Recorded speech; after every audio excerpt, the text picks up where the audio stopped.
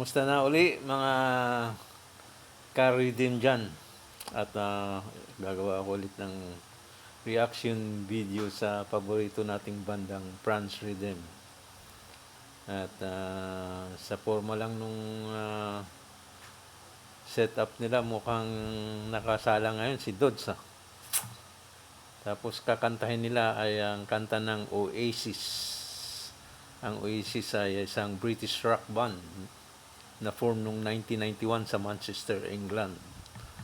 At magkakapatid dyan si Gallagher, mga Gallagher, si Liam at saka si Noel, yung mas matanda si Noel.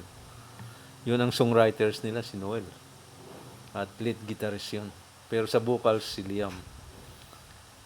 At mukhang keyboard ang gagawin ni o patugtugin ni Bunso Tapos si Char ang nasa drums ngayon. Sige, pakinggan natin.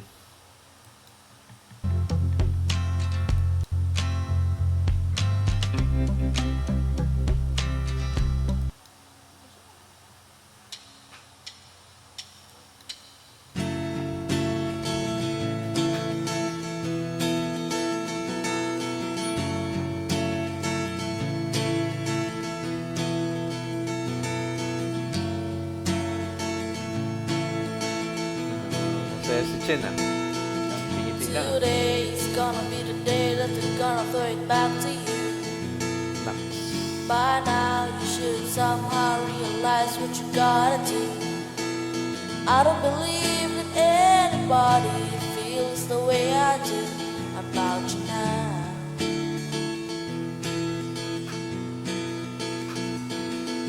You back me, the word is on the street and the fire in your heart is out. I'm sure you've hit it all before, but you never really had a doubt. I don't believe that anybody feels the way I do about you now. And all the roads we have to walk are winding, and all the lights that lead us there are blinding. There are many things that I'd like to say to you, but I don't know how.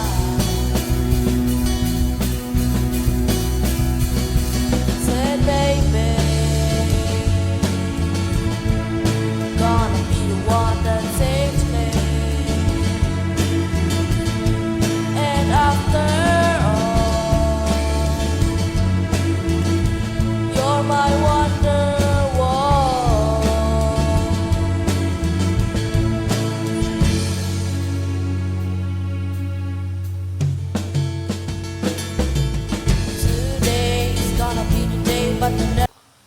Ang galing talaga ni Char sa drums. Kuha niya yung drumming style ng Oasis. Galing mo, Char. Throw it back to you. By now you should somehow realize what you're not to do. I don't believe that anybody feels the way I do about you now.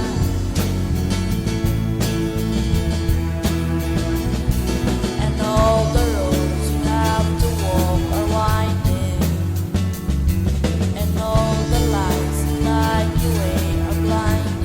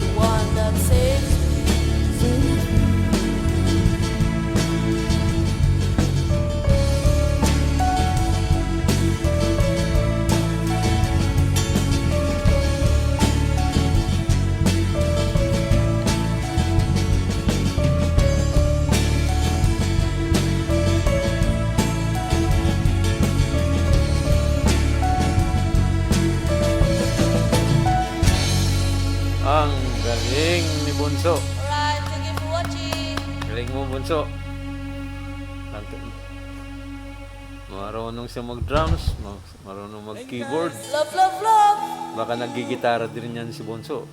Only here at France Kaya Shop. itong magkakapatid na to, itong bandang to, multi-instrumentalist sila lahat eh. Kung ano-anong instrumento, pwede nang patugtugin or gamitin.